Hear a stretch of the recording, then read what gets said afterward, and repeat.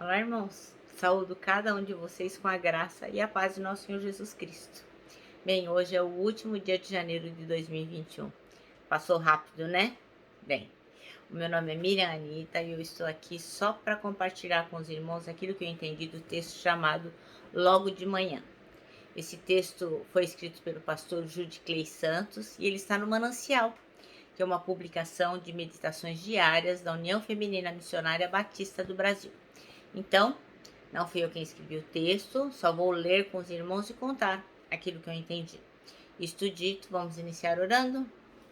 Senhor Jesus, que nós possamos, logo de manhã, estar em conexão contigo, ouvindo a tua voz e levando as nossas demandas. Obrigado, Senhor, por tudo. Fica conosco nessa reflexão. É em teu nome que fazemos este pedido. Amém. Bom, irmãos, então, o nosso texto bíblico é o Salmo 3. E ele diz assim,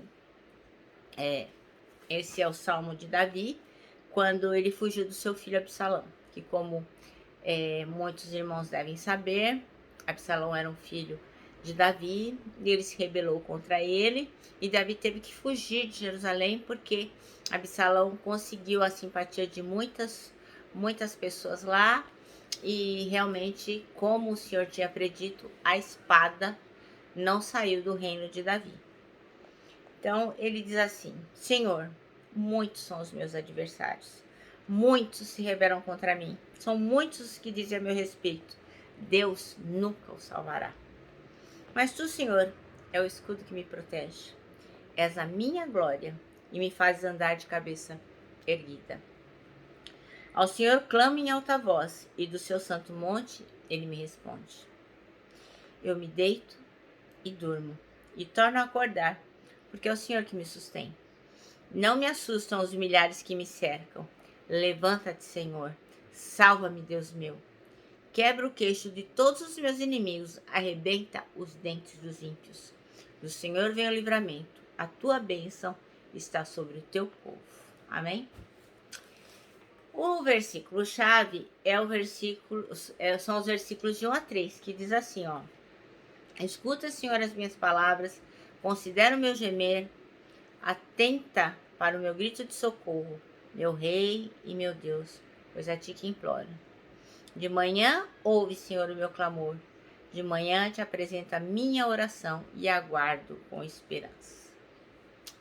Bem, irmãos, então este salmo foi escrito no momento em que Davi estava passando por por algo de mais sombrio na sua vida, né? Porque, como já comentamos, não deve existir coisa pior do que ser traído pelo próprio filho. Então, no meio daquela rebelião, naquela confusão que acabou virando uma guerra civil, o rei Davi teve que deixar o seu palácio em Jerusalém e acabou indo para o deserto para se refugiar. Agora imagine, né, Davi, um rei abençoado por Deus, que tinha tudo, de repente foi traído pelo seu filho, a quem inclusive ele tinha mandado chamar, porque ele tinha assassinado o seu meio-irmão, e Davi o perdoou e o trouxe de volta, e em menos de 3 anos ele arrumou uma rebelião para trair o pai. Então, o sofrimento do rei Davi é muito, muito grande. Mas é lógico, esse sofrimento não é maior que o desejo dele estar em comunhão com Deus. Isso é uma lição que nós temos que nos aperceber, sabe? Às vezes nós passamos por tantas coisas que a gente acha que o nosso sofrimento é mais importante do que estar em comunhão com Deus. Então, algumas vezes uma irmã compartilha assim comigo: eu tô tão cheia de problemas que eu não tô nem conseguindo ler a Bíblia. Eu não estou lendo a Bíblia, eu não tô tendo tempo. Eu estou com uma doença em família e essa pessoa me toma tanto tempo e eu preciso cuidar dela. Não tô tendo tempo de orar, de me conectar com Deus. Ou então eu estou com tantos afazeres, tanto trabalho na empresa, ou com tantos afazeres em casa. São muitas pessoas na família, lavo, passo, dobro, faz cama, lava louça, faz almoço. Aí quando acaba o almoço chegam as crianças, que eu não estou conseguindo ler a Bíblia. Então eu não estou conseguindo estar em comunhão com Deus, porque eu tenho outras prioridades. É isso que a pessoa está dizendo. Então, Davi nos dá o exemplo, que ele mostra aqui que o desejo de estar em comunhão com Deus não é maior que nada na vida dele, nem o fato de que seu filho possa ter traído. Agora imagine, né? Um rei que tem todo conforto, um monte de súdito, larga tudo, sai correndo, vai para o deserto, não deve ter nada lá, nem conforto, nem comida, ele teve que sair correndo, só que ele acha um tempo para falar com Deus. Então, a vida de oração de Davi, ela começa logo cedo, logo de manhã. Então, ele abre os olhinhos e certamente já começa a sua oração. O texto diz que os salmos de 3 a 6 mostram pra gente que a oração é a chave que abre todos os cadeados que fechava a porta de noite. Então, o texto diz que a oração era a chave que abria a porta do dia e o cadeado que fechava a porta da noite. Isso quer dizer o quê? Davi iniciava o dia orando e ele encerrava o dia orando, né? E como a gente aprendeu no Novo Testamento, a gente tem que orar sempre, orar sem cessar. Então, nos versos anteriores, Davi usa verbos que indicam que as suas orações eram intensas, eram muito dedicadas. Ele aplicava tempo naquelas orações, eram orações constantes, fervorosas. Não era tipo rapidinho, né? Ele aplicava um tempo do seu dia para orar. E o clamor de Davi era muito sincero. Até porque Davi já tinha feito muitas bobagens. Ele tinha pecado muito contra o Senhor, com a história de Urias, de Betseba. Então ele sabia que ele tinha cometido muitas coisas ruins e que o Senhor tinha lhe perdoado. Então é lógico, ele tinha toda a gratidão, todo o dever, todo o interesse em se conectar com esse Deus que o tinha perdoado. Então o clamor de Davi era sincero. Ele conhece a Deus e sabe que Deus o escuta. Então ele não fica falando sem sentido, ele sabe que o Senhor está escutando. E nós temos que ter essa certeza, irmãos. Às vezes nós oramos mecanicamente, às vezes pedimos as mesmas coisas, mas não nos damos conta que estamos pedindo mecanicamente. Às vezes terceirizamos a nossa oração. A gente mesmo não ora pelas nossas demandas, mas pede para o irmão orar, porque acha que a oração do irmão vai ser mais eficiente. Então, óbvio, nós temos que pedir para os irmãos nos ajudarem nas nossas demandas, nas nossas necessidades, com aquilo que a gente deseja. Mas nós temos que orar também, porque não dá para terceirizar a oração. O Senhor conhece. Então, a oração de Davi não é uma formalidade vazia, como as palavras soltas ao vento. Então, não é porque ele era um homem de Deus que ele sabia que ele tinha a obrigação de todo dia fazer uma oração. Tá escrito lá que eu tenho que acordar e orar, eu tenho que almoçar e orar, tenho que jantar e orar, tenho que dormir e orar. Não era uma obrigação. Ele fazia isso porque ele sabia que o que iria abrir a porta do dia dele era se conectar com Deus, era falar com o Senhor. Então ele dizia assim, te apresento a minha oração e fique esperando. Ele sabia que estava falando com alguém que o estava escutando e aguardava a resposta daquilo que ele estava pedindo. As orações de Davi eram organizadas, bem preparadas, é o que indica o verbo apresentar. Então, quando ele diz, eu apresento as minhas demandas, eu apresento aquilo que eu necessito nas minhas orações e fico esperando, sinal que ele tinha uma linearidade, ele pensava naquilo que ele estava pedindo e aguardava, porque ele sabia que o Senhor estava ouvindo. Então, ele orava de forma planejada e com fé, e esperava a resposta do Senhor. O irmão pastor Judiclei Santos dá uma dica para nós. Ele fala que amanhã é um tempo precioso para estar a sós com o Senhor. Eu penso que a gente deve estabelecer qual seria o melhor horário para nós, né? Tem pessoas que de manhã elas têm mais condições de guardar esse tempo, outras mais tarde. Mas ele coloca aqui que de manhã é um tempo bastante precioso e que os cristãos precisam priorizar seu tempo devocional. Nisso eu concordo totalmente, porque toda vez que eu não me organizo para o meu devocional, ele não acontece.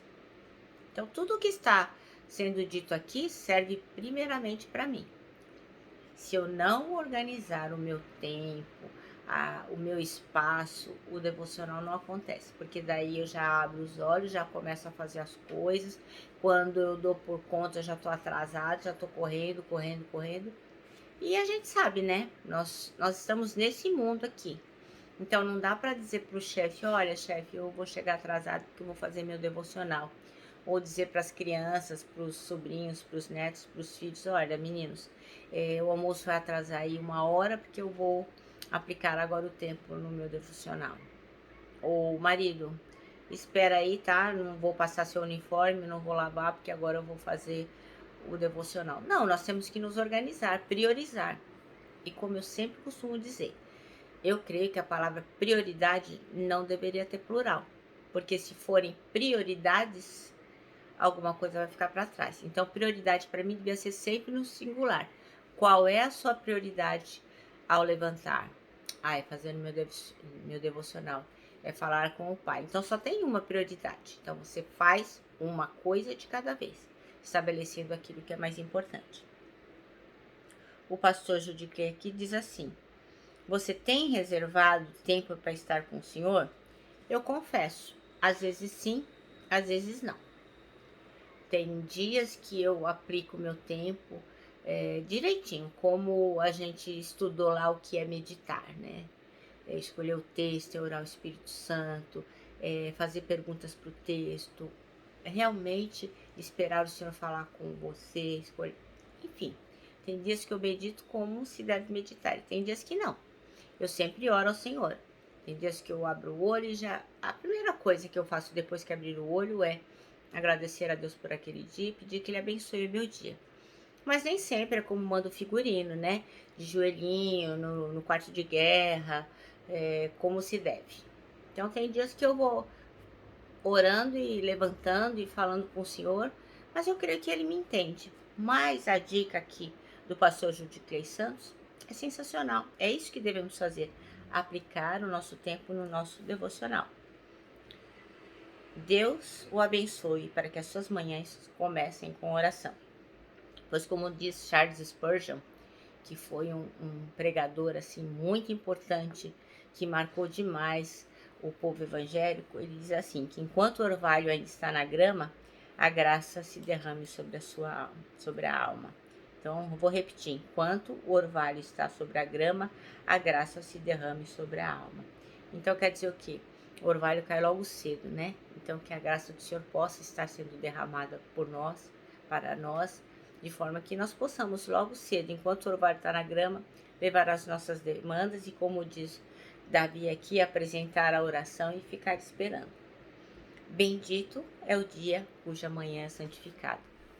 Então, por isso que eu valorizo tanto esses nossos momentos aqui no nosso manancial, porque eu já inicio a manhã ouvindo a palavra de Deus. Eu gravo este vídeo, mas no nosso grupo da nossa igreja, as irmãs oram, elas comentam, elas cantam. Então, assim, você pode usar esse vídeo da forma como você quiser, para você aprender sozinho, para você compartilhar com seus irmãos, mas também é uma forma de ouvir a palavra de Deus. Então, como você vai fazer para logo de manhã ter o seu devocional? Fica a seu critério. Coloca para o Espírito Santo e diz, Senhor, olha, eu tenho esse problema. Tem gente que acorda 4 horas da manhã, não vai acordar 3h30, não vai dar conta. Mas o Senhor conhece as nossas limitações, Ele sabe de todas as coisas. Que o Senhor possa mostrar para você qual é o melhor horário, mas que o irmão não deixe de aplicar tempo na palavra de Deus. Nosso manancial termina assim, ó. Você tem reservado tempo para estar com o Senhor? Deus o abençoe para que as suas manhãs comecem com oração. Amém? Eu me despeço aqui, ó, com um abraço fraternal, com o meu abraço de ursa. Lembrando que em 2021, ó, ninguém solta a mão de ninguém. Lembrando que em janeiro não soltamos. E lógico, com o nosso abraço, com a nossa palavra de ordem, que é, ó, saudades.